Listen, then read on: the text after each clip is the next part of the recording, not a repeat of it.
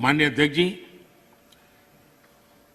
जो लोग इतनी बातें करते हैं, सरकार इतने सालों तक चलाई है, मैं ये नहीं मानता उनको किसानों की दिक्कत का पता नहीं था या उनको समझ नहीं थी। पता भी था, समझ भी थी, और उनको मैं उन्हीं की बात आज याद कराना चाहता हूं। ये मौजूद नहीं है, मैं जानता हूं, लेकिन देश के लिए समझना बहुत जरूरी है। मैं एक कोट पढ़ता हूं।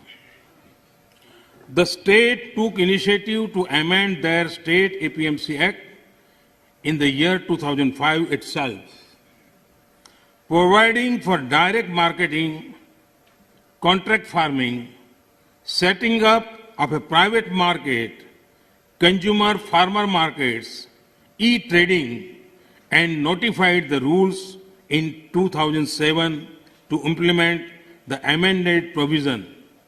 In fact, 24 private markets have already come up in the state.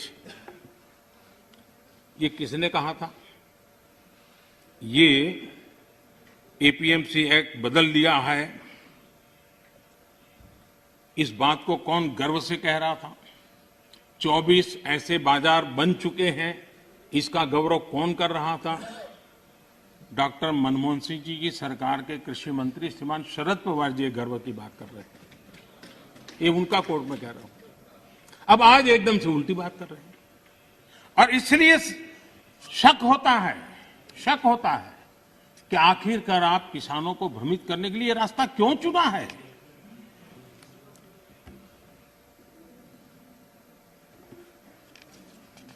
देश की मंडियां चल रहे हैं, सिंडिकेट और कीमतों को प्रभावित करने वाले नेक्सस में के बारे में जब उनको पूछा गया, उनको एक सवाल पूछा था कि ये नेक्सस है मंडियों वालों वगैरह का, तो क्या कहना है?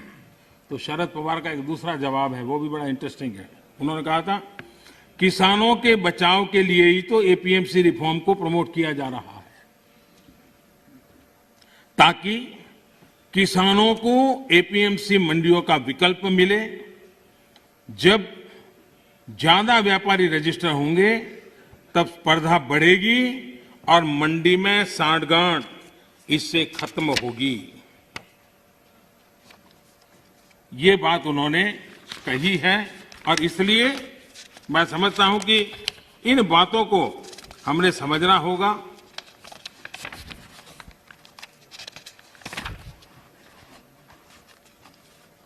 जहां इनकी सरकारें हैं अलग अलग, जो सामने बैठे हुए मित्रों की, उन्होंने भी कम अधिक मात्रा में इस कृषि क्षेत्र में रिफॉर्म करने का प्रयास किया भी है, और हम तो वो हैं जिन्होंने 1500 कानून खत्म किए थे।